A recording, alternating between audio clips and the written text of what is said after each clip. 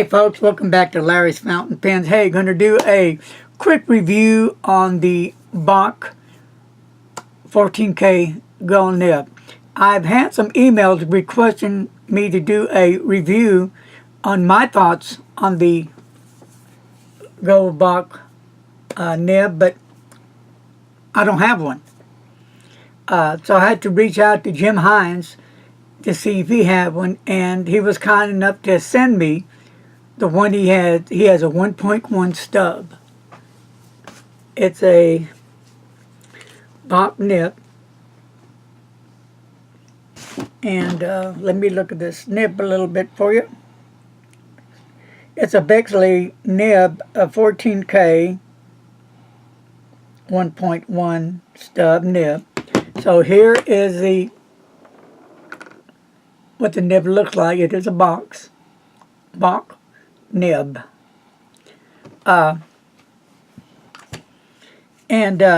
He put it on this honker, as you call it, of a pen. It's a big pen.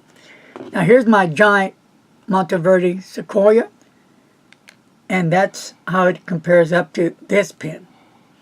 And this pen is really a cool pen. If you could actually see what's going on with the resin, it has, it's called diamond dust, because there actually is diamond dust in with the material of this pen altogether. It's a good looking fountain pen for sure. It's a large pen. It doesn't post, but we're not talking about the pen. We're going to be talking about the nib. So let's get to the nib. For you folks that wanted to see and hear about a Bock Gold nib, well, let's do it. Okay, here we go with the nib.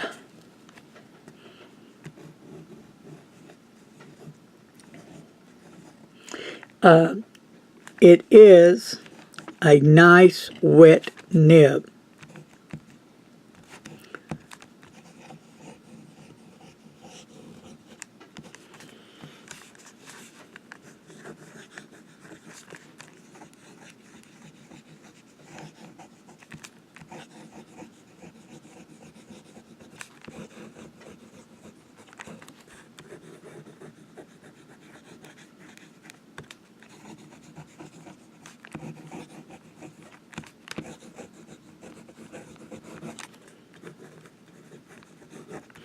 And we get some wetness.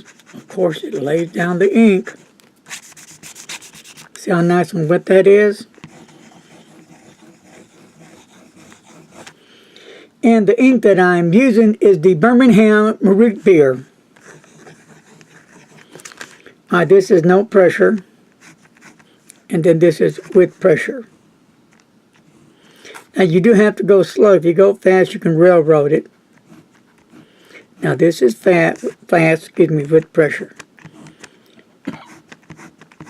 And it holds up really well. But like with any nib, you have to be careful the amount of pressure you apply, because some nibs will railroad. And this is not a flex nib, but it does have some line variation. Nice nib.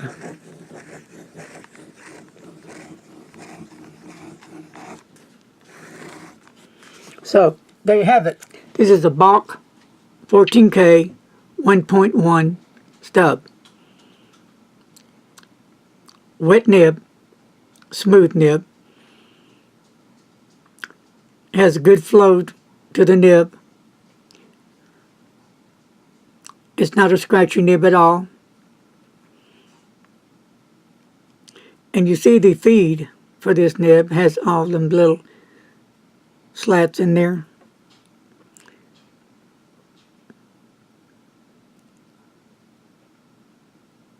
I like to see that, because that's can hold a lot more ink up in there. And just let me show you what I'm talking about.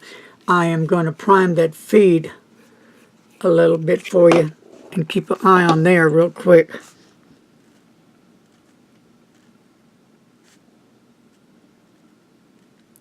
I'm almost out of ink. There you go. you see it coming through. I don't know if you can or not. You see that little bubble there and how the ink is running through the feed. I don't know, can they see that, Mr. Announcer? Right in there. I see it coming up. You'll see it pour out in a minute. That's going to be intentional, just to give you an idea. And I am down with the ink. But it's right there. That feed holds a lot of ink. So let me try one more thing when I write with it. Now I just primed that feed up. Look at that. Look how wet that is. Look how much ink. Believe it or not, that's how I like my nibs to write. Look at that. I love it.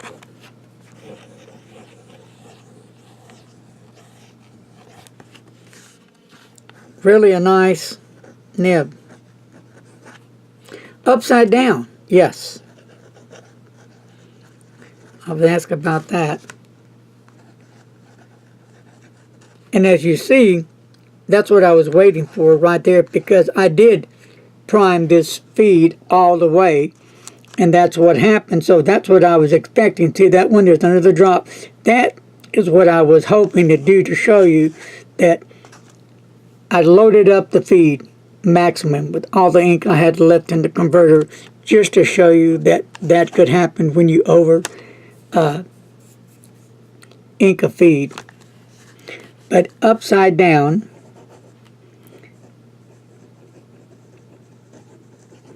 you do get some upside down, but not a whole lot. But that is not the nib's fault. That, as you saw me, I was priming up the feed just to show you there is a thing of you can over prime your nib and feed, and this could happen. Alright, so what do I think about the nib again? A good nib, a decent nib. I like the 1.1 and 1.5. My favorite nib is a medium nib. So sorry I couldn't show you a medium nib, but at least I give you a working idea of a gold Bock nib, as close as I could get to it. So I'm going to thank Jim Hines for sending me this pen with a nib, so I can show you guys out there a Bock gold nib.